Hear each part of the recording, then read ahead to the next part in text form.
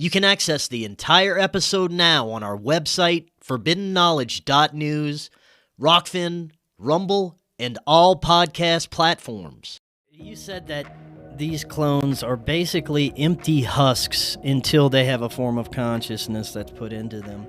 Is it possible that we're dealing also with non-human intelligences and consciousness that can be placed into these clones? So that would be the alternative too, is like the mechanism by which this technology is happening is something spiritual. It's like body swapping, right? Like it's something you and I could do if we were in the same room, make the mutual agreements to, like, I'm going to jump in Chris's car, you can jump in Shane's car, and we'll drive them around for a while, see what happens, right? But taking that further into technology, that's where that goes. And sorry, I kind of lost your question for a second. Well, non-human entities being put into So yes, disembodied spirits. So basically souls, or what people might call a ball of consciousness that has left a body.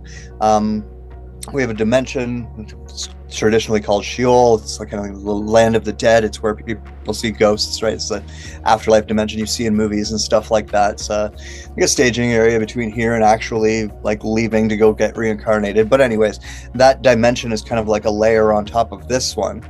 And that's where, ghosts would be. And a lot of those ghosts do have what we would call ghosts, a disembodied entity of that, various names to them, obviously ghosts being one, do have the ability to take over a living body.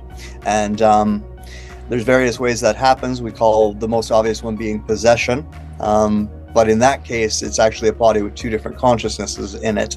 And it just happens to be the alien consciousness, the invader consciousness, that's driving it. While the other person's kind of in a sunken place, observing, kind of like they're in the backseat of their car, they can't drive the car. And then the other one would be where the driver wants out, right? So let's just say, this could be suicidal, it could be due to some type of major trauma, could be caused for a variety of reasons. But even yogis, ascended humans have figured this out. Like, we can choose our time of death if we want. We can actually just leave the body and let it drop and die, right? We do have that ability. And sometimes subconsciously people make that decision, which is like a suicidal type of mind, or someone like a soul that just really wants to let go. And so these disembodied spirits will often look for bodies that are individuals like that.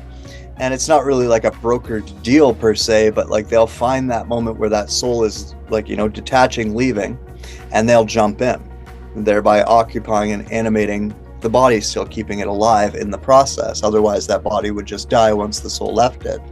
But they can take it over, and we traditionally will call those like hitchhikers, sometimes walk-ins, words like that, but it's still the same mechanism, right?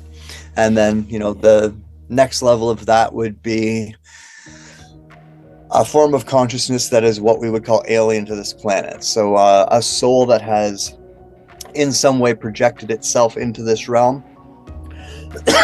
Excuse me, we might call that like an ET soul as an example, who could then do the same thing, just take over the body, become the driver of the car, and live out that life, or occupy that clone if that's the case, right? So that's insane. You mentioned walk-ins. I've had a couple of guests that theorized something interesting about what's happening with the Men in Black. I had Trey Hudson on a while back. I don't know if you've ever heard his encounter with a woman in black. She shows up to the area that they're doing research in the meadow, and she drives up in an SUV. She's very nicely dressed in this like pantsuit, starts asking all kinds of questions about what they're doing.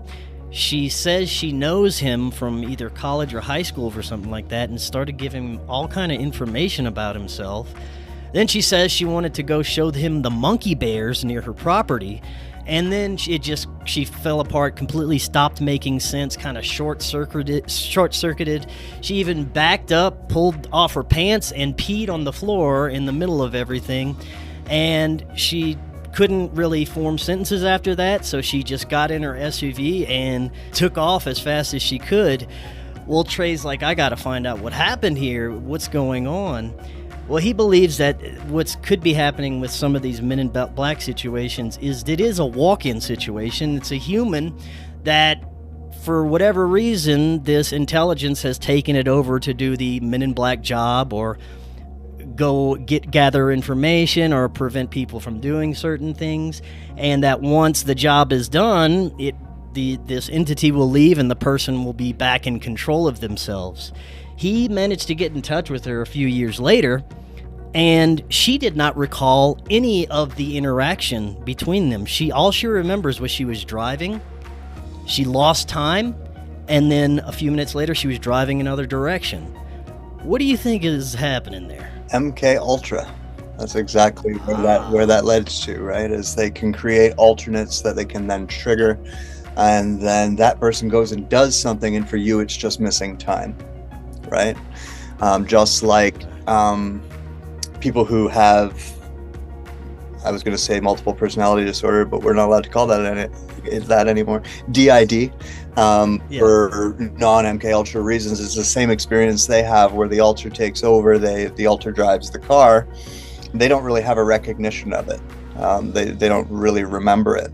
It's and so with MK Ultra, they've basically just figured out that mechanism, and they can force that on people. So they'll have like a trigger. It's usually a series of words, not a single word, because that would be very dangerous, but it's kind of like a phrase that they could say to someone. This is an example. And then it would trigger the alter. The alter would come forward, the persona, right? Like, so if it were you, Chris would go into the background, into that sunken space, and, Phil would take over. Right? And Phil is trained to be a man in black, be a whatever, right? And then Phil goes and does those things. And then what it sounds like, because that the programming, it likes to break down, right? We're dealing with honeycombs in the brain, right? And the membrane is very thin, they overlap. The front persona always has the most power. So we have a tendency to break down, and in which case you would actually have a physical breakdown along with it, because if you think about it, it's like two different consciousnesses fighting within you over who gets to control the body. And the other part of it being that it's almost impossible to only create one alter. You're pretty much always going to fracture that person into multiple, right? The standard operating number is somewhere around 24. So and you can see, if anyone wants to kind of like watch this in a movie or something, or there's a documentary actually about one of the first DID serial killers. I think it's Inside the Mind of Madness. It was on Netflix for a while. The movie Split, which is part of the series with Unbreakable and Glass. He's showing you multiple personality, and that's actually a good example of what it would look like if it were triggered by MK Ultra, because there are differences, right? Like, anyone can develop multiple personality because it's just enough applied trauma. So you could just be a regular person who, parents are very, very abusive, or maybe live with the grandparents who are very, very abusive. You could develop DID through that without the use of MK Ultra. But with MK Ultra, they've perfected it, so they can actually, basically name your alters, create them on purpose, train them as they see fit. So they basically would hypnotize you so that you fell away. Phil came forward. They would teach Phil how to interview people, Phil how to interrogate people, Phil how to use guns, maybe even, right? And all the while Chris thinks he's sleeping or isn't there. Yeah. And then Phil gets put back to sleep, and Chris comes forward, goes on about his life as if that he doesn't even know that that's happening. And then they trigger Phil, and Chris gets in his car and drives somewhere and does some crazy shit that he has no idea what he's doing, because it's actually Phil driving Chris's body to do it. And so and then obviously that gets played with in conspiracy world as well, because of that reality and their ability to do that, where people think that maybe they're being shipped to other planets or things like that. But it's important to remember that your physical body is still involved, otherwise the whole mechanism doesn't work. And How prevalent do you think the MyLab phenomena is when it pertains to the general public? Do you think that more people are being taken than they probably realize for different agendas or narratives, perpetuate abduction narratives, things like that, MK Ultra? How prevalent is this in these modern times? Nowadays, not nearly as much as it was through the 90s and 80s and 70s before it.